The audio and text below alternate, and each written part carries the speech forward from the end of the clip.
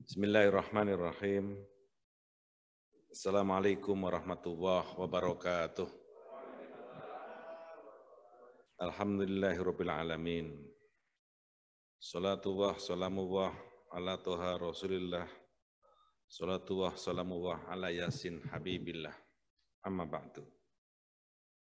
Wali Kota Bandung, Bapak Yana Mulyana yang saya hormati, dan seluruh jajaran yang hadir dari pemerintah Kota Bandung, Pak Kapolres atau yang mewakili, Pak Dandim atau yang mewakili, dan bapak-bapak, ibu-ibu dari Forkopimda Kota Bandung, Ketua DPRD Provinsi Jawa Barat, Brigadir Jenderal TNI Purnawirawan Haji Muhammad Taufik Hidayatullah, dan seluruh anggota DPRD Provinsi Jawa Barat yang hadir,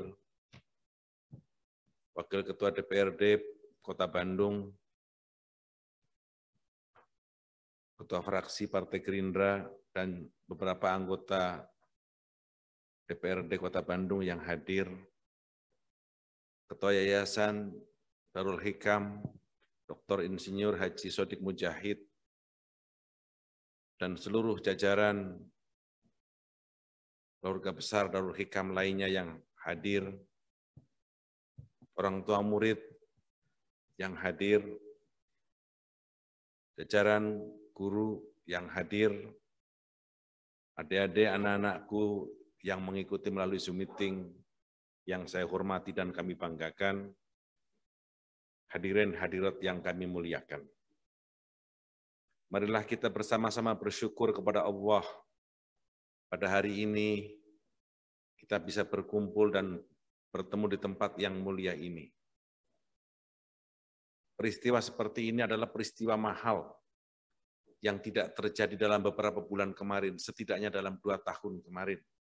Karena itu pertemuan seperti ini patutlah kita syukuri. Meskipun pertemuan-pertemuan seperti ini harus tetap menjaga protokol kesehatan. Kabar baik di awal tahun 2022 datang dari WHO yang mengatakan bahwa 2022 ini insya Allah COVID-19 bisa berakhir. Tetapi kata WHO, pandemi COVID-19 ini bisa berakhir dengan syarat, yakni satu negara atau satu komunitas telah melakukan vaksinasi secara penuh. Kami bangga dan berterima kasih kepada Wali Kota Bandung, berkat kerja kerasnya, didukung oleh aparat kepolisian, tentara, dan seluruh kerjasama masyarakat Kota Bandung. Tadi dilaporkan oleh beliau, Bandung untuk tahap 1 sudah mencapai bahkan melebihi 100% dari penduduk Kota Bandung.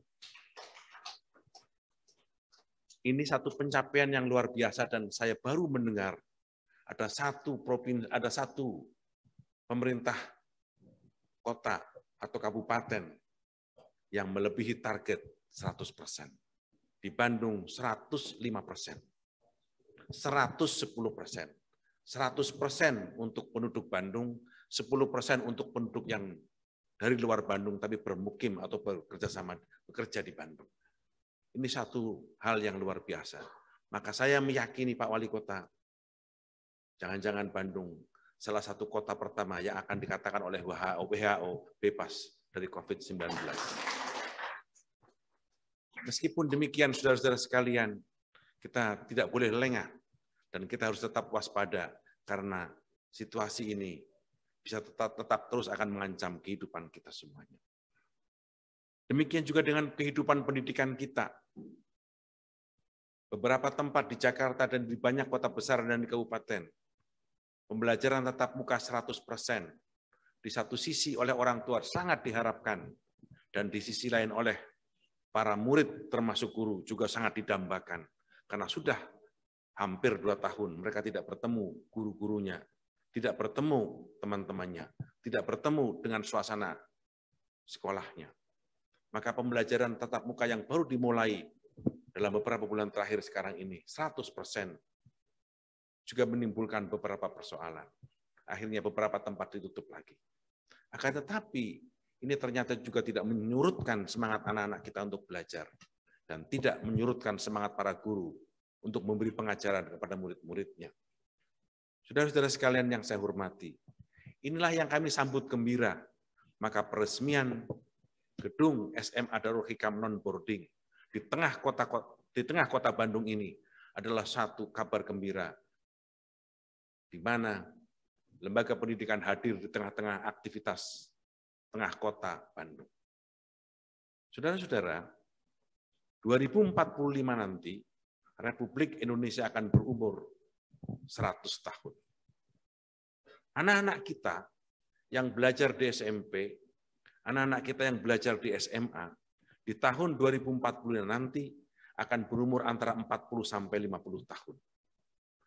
Mereka lah yang sekarang belajar di SMP dan SMA akan memegang kendali Republik Indonesia pada usia 100 tahun. Bagaimana Republik Indonesia 100 tahun? Lihatlah mereka pada saat belajar di SMP dan di SMA sekarang ini. Itu sebabnya pendidikan menjadi jawaban dari problem kebangsaan kita. Pendidikan menjadi jawaban dari problem kehidupan kita. Yang kami khawatirkan dari proses pandemi kemarin adalah melemahnya kualitas sumber daya manusia kita. Pada saat pidato pelantikan pertama, setelah dilantik untuk jabatan kedua kalinya, Presiden Joko Widodo di depan sidang majelis mengatakan bahwa peningkatan kualitas sumber daya manusia akan menjadi prioritas bagi program kerja beliau. Setelah dalam periode pertama Pak Jokowi aktif membangun berbagai macam infrastruktur, saudara tahu semuanya, kereta api dibangun, jalan-jalan kereta api dibangun, jalan tol dibangun, berbagai macam jembatan-jembatan dibangun, berbagai macam pelabuhan dibangun, bandara udara dibangun, berbagai macam penerbangan semuanya dibuka. Bahkan digitalisasi diperlancar, aksesnya dipermudah. Maka yang diperlukan kemudian hari adalah bagaimana semua sarana dan prasarana itu bisa diisi oleh kualitas sumber daya manusia yang berkualitas. Itu sebabnya pemerintahan Jokowi Ma'ruf Amin kemudian memprioritaskan pada peningkatan kualitas sumber daya manusia. Akan tetapi, rencana ini kemudian menjadi terhambat tiba-tiba di bulan Maret 2020, dunia bahkan Indonesia dilanda oleh COVID. Semua kegiatan terhenti. Semua kegiatan terhenti. Ibadah terhenti, pasar terhenti, pemerintahan terhenti, perekonomian terhenti. Semua 3 bulan kurang lebih kita diam di rumah. Tiba-tiba dunia terhenti. Tidak ada aktivitas apapun kecuali kita menunggu entah apa yang kita tunggu. Di tengah situasi ini ada kecemasan. Mulailah kemudian itu ada cerita di bulan Juni ada new normal dan seterusnya. Itulah proses adaptasi kemudian kita dengan suasana COVID. Dari situlah kemudian kita mulai terbiasa dengan masker. Dari situlah kita mulai terbiasa dengan hand sanitizer. Sebelum itu, Masya Allah. Awal pandemi, masker tidak ada. Harga masker meroket. Yang tadinya cuma 50.000 bisa menjadi 500.000 per box. Harga hand sanitizer luar biasa, mahalnya minta ampun. Barangnya susah. Kreativitas pun terbentuk. Kain-kain bekas menjadi masker, kain batik menjadi masker. Semua apa yang ada bisa menjadi masker. Bahkan pelindung muka menjadi barang yang mahal. Akhirnya bekas map yang transparan pun bisa menjadi pelindung muka. Dan itu terjadi di masyarakat kita. Saking kita ingin sehat. Saudara-saudara sekalian yang saya hormati, proses penyesuaian itu terus terjadi. Dan ancaman yang paling serius adalah menurunnya kualitas sumber daya manusia tidak seperti yang direncanakan. Bersyukur kita di awal tahun 2022 ini situasinya jauh lebih baik. Vaksinasi begitu cepat, vaksinasi begitu masif, kerjasama, tolong-menolong, bahu-membahu, bahkan gotong royong kita termasuk negara yang paling hebat. Banyak negara yang kagum kepada Indonesia karena begitu cepat mengatasi berbagai macam krisis yang kita hadapi. WHO sempat memperkirakan di bulan Mei, Juni, Juli tahun kemarin, Indonesia bisa sampai 200, bahkan 250.000 angka COVID-nya per hari. Tetapi apa yang terjadi? Dalam catatan resmi gugus tugas COVID-19, kita tertinggi adalah 58.000, tidak sampai menyentuh 60.000. Semuanya itu berkat kerjasama. Ya lurah, ya RT, RW, lurah, camat, bupati, wali kota, gubernur, sampai presiden. Semua itu karena kerjasama para alim, para ulama, pimpinan majelis taklim, tokoh-tokoh masyarakat, dan semua itu karena dorongan bapak-bapak dari kepolisian, tentara yang nggak pernah henti. Ada kalanya orang divaksin karena takut, dipaksa. Ada orang karena semuanya dilakukan, tapi akhirnya sehat itu kita rasakan semuanya. Saya sering cerita, dulu waktu kita kecil, saya itu mau dicacar, Pak. Lompat dari pintu, dari jendela sekolah. Saking takutnya. Tapi akhirnya kita pegang guru dan dicacar sambil nangis. Tapi akhirnya sehat. Vaksin sekarang juga begitu. Segala macam cerita, hoak ini, hoak itu terjadi.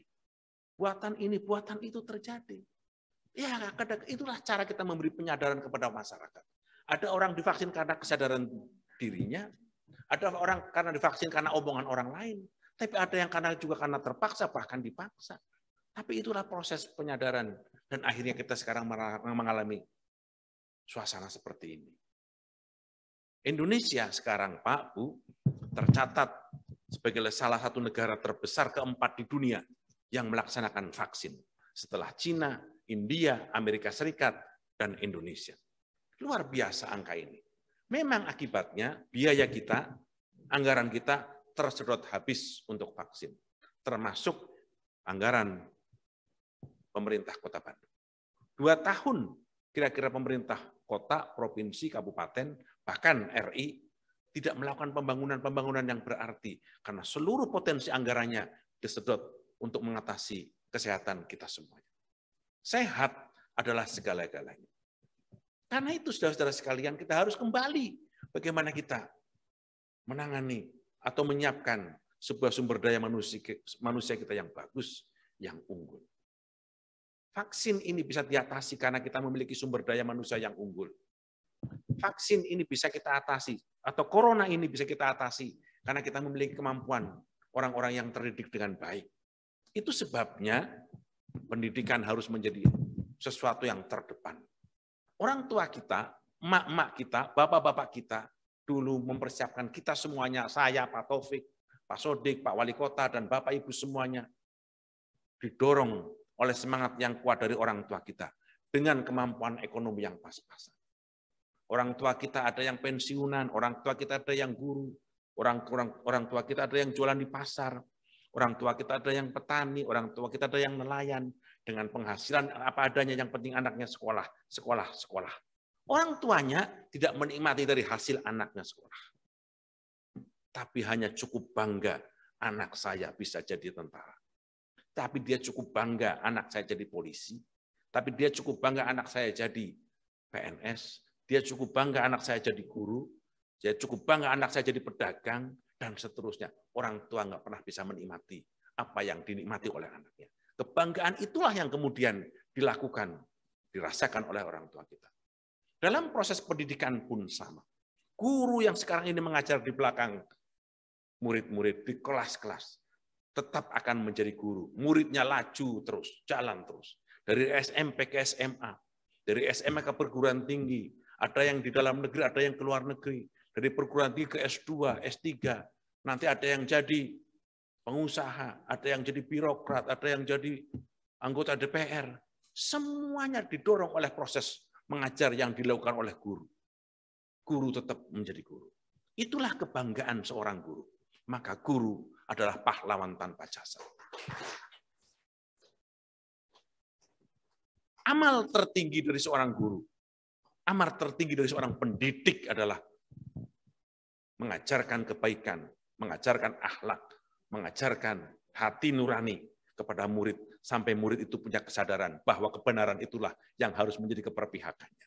Kenapa? Seperti sambutan dari Ketua Yayasan Pak Sodik. Ketika kita lahir, dalam diri kita ada kebebasan. Mau memilih jalan setan atau memilih jalan Allah. Memilih jalan setan berarti hizbus syaitan. Memilih jalan Allah berarti memilih jalan kebenaran hizbullah. Itulah kita diberi kebebasan. Apakah kita memilih jalan yang benar atau kita memilih jalan yang salah. Guru, pendidik, para ulama, orang tua kita mengajarkan agar keselamatan kita hanya mungkin didapat baik di dunia ataupun di akhirat kalau kita memilih jalan kebaikan, jalan kebenaran. Darul Hikam adalah salah satu lembaga pendidikan yang terus mengajarkan keberpihakan kepada kebenaran, yang terus mengajarkan keberpihakan kepada hizbullah, jalan Allah, yang terus mengajarkan kepada keyakinan hati nurani, karena itulah jalan untuk meraih kebaikan dan keselamatan. Indonesia dengan segala macam aneka masalahnya, Indonesia dengan segala macam rupa problemnya hanya mungkin diselamatkan kalau kualitas sumber daya manusia yang dimiliki berpihak memilih jalan kebenaran sebagai cara menyelesaikannya. Itulah sebabnya pendidikan harus terus kita gelurakan. Pendidikan bermutu, pendidikan berkualitas harus terus kita kedepankan. Meskipun untuk itu jalannya tidak gampang. Maka APBN kita begitu besar dialokasikan sampai 20% dari nilai APBN untuk pendidikan. Kenapa? Karena kita semua meyakini Indonesia satu abad 2045 hanya mungkin menjadi lompatan yang besar. Bahkan Pak Jokowi mengatakan kita akan menjadi negara maju menjelang 2045 dengan pendapatan per kapita sekian, dengan ada hitung-hitungannya ketika itu. Kalau sumber daya manusia kita seperti yang sekarang ini direncanakan. Karena itu saudara-saudara sekalian yang saya hormati, sebenarnya sekolah kayak Darul Hikam, SMA negeri, SMP negeri, bahkan di pondok pesantren, itu adalah sebuah cara saja. Murid akan mendalami satu ilmu pengetahuan justru setelah keluar dari sekolah. Di Darul Hikam, matematika diajarkan, tapi hanya matematika dasar.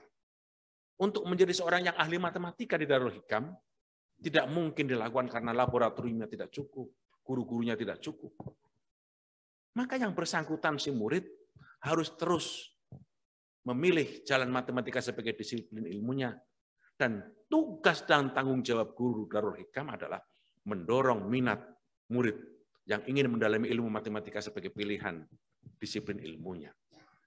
Di Darul Hikam diajarkan agama untuk membaca Al-Quran, diajarkan tafsir terjemahannya.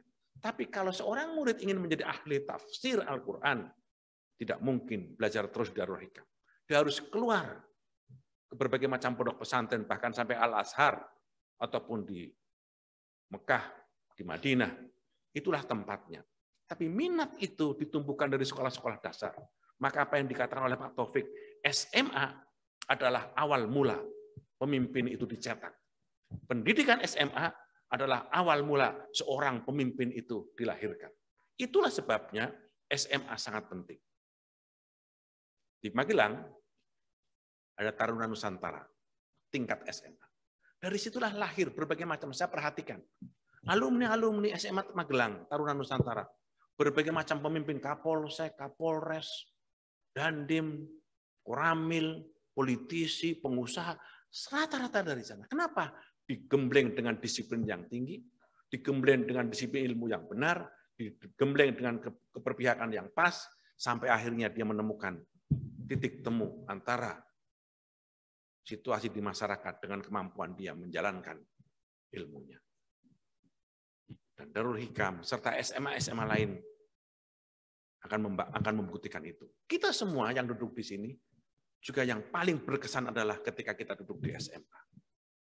Kalau kita tidak berkesan di SMA, mungkin masa remajanya adalah masa remaja yang tidak terlalu di mana-mana SMA itu masa yang sangat menentukan. Karena itu, saudara-saudara sekalian, jangan lewatkan pendidikan SMA buat anak-anak kita. Tapi kita sebagai orang tua juga harus memberi kontrol pada anak-anak SMA kita. Darul Hikam juga tidak mengajarkan orang untuk menjadi ahli hadis. Tapi jika ingin menjadi ahli hadis, tentu saja Darul Hikam hanya memberikan pilihan-pilihan. Cara belajar hadis, cara belajar tafsir, cara belajar ahli biologi, cara belajar ahli matematika. Itulah tugas guru, mendorong semangat. Tugas guru mendorong spirit. Agar para murid bisa mencari referensi-referensi baru, referensi-referensi tambahan untuk menguatkan ilmu. Ke depan, Republik Indonesia memerlukan orang-orang yang memiliki disiplin ilmu yang lebih hebat dari yang sekarang ini. Saudara-saudara sekalian yang saya hormati, itulah sebabnya kerisauan suatu negara yang tidak banyak memiliki sumber daya alam, tidak ada jalan lain kecuali harus mencetak sumber daya manusia yang bagus. Korea Selatan adalah contohnya. Negara itu tidak terlalu banyak memiliki sumber daya alam, tapi negara itu memiliki sumber daya manusia yang luar biasa dan tidak ada yang membantah. Korea Selatan ketika awal memulai pembangunan, startnya sama dengan Indonesia. Tapi sekarang siapa yang bisa ngomong bahwa Korea Selatan sama dengan Indonesia? Korea Selatan adalah satu negara yang lompatannya jauh melebihi dari Indonesia. RRC, Republik Rakyat Tiongkok, sama. Bahkan dalam catatan pembangunan jalan tol, Republik Indonesia lebih dulu dari Tiongkok. Tapi apa yang terjadi sekarang? Di Tiongkok sudah ribuan kilometer jalan tol telah dibangun. Apa artinya? Karena mereka memiliki disiplin, kualitas sumber daya manusia yang lebih baik. Sekarang kita bersyukur, meskipun berbagai macam infrastruktur tempo hari ketinggalan, tapi sekarang mulai tumbuh di mana-mana. Bandara, pelabuhan, jalan tol, kereta api, bahkan sementara kereta cepat dari Jakarta Bandung akan dilakukan, akan terjadi. Semuanya itu akan memberi manfaat yang besar. Boleh setuju, boleh tidak, itu soal lain, tapi itu adalah bentuk bahwa kemajuan-kemajuan yang kita lakukan akan memberi manfaat buat anak-anak kita. Maka saya baru saja tadi saya mengatakan kepada Pak Wali Kota, Pak Wali, buatlah sesuatu yang berarti buat masyarakat Kota Bandung. Saya tanya, berapa lama Bapak jabatan menjadi Wali Kota? Insya Allah 20 bulan, Pak. 20 bulan bisa lama, bisa sebentar. Bisa lama kalau tidak membuat apa-apa. Bisa sebentar kalau perbuatannya begitu banyak. Saya mengusulkan, jadikanlah Bandung menjadi kota pertama selain Jakarta yang membangun LRT di luar Jakarta. Dan Pak Wali menganggukkan sambil mengatakan amin, amin, amin. Mudah-mudahan, bukan hanya itu, yang lain-lain banyak. Bandung harus menjadi contoh bagaimana kota ini mengembangkan sumber daya manusia. Punya ITB, punya UNPAD, punya UPI, berbagai macam pendidikan berkualitas ada di Kota Bandung. Bahkan Presiden pertama Republik Indonesia dihasilkan dari proses pendidikan di Kota Bandung ini, Bung Karno. Apa artinya? Bandung punya sejarah menjadi kota besar dan harus diulangi. Kota ini menjadi kota penting bagi Republik Indonesia. Terima kasih atas segala perhatian, terima kasih atas segala pengabdian teman-teman Yayasan Darul Hikam, ibu, guru, semua para ustadz, para pendidik. Terima kasih atas kepercayaan para orang tua kepada Darul Hikam yang telah menyerahkan anaknya untuk dididik Darul Hikam. Dan terima kasih kepada Ketua DPRD yang terus memberikan support kepada yayasan. Terima kasih kepada Pak Wali Kota dan jajarannya yang terus memberikan support kepada pendidikan ini. Mudah-mudahan dari tempat ini akan lahir orang-orang besar. Assalamualaikum warahmatullahi wabarakatuh. Waalaikumsalam warahmatullahi wabarakatuh. Terima kasih kepada Bapak.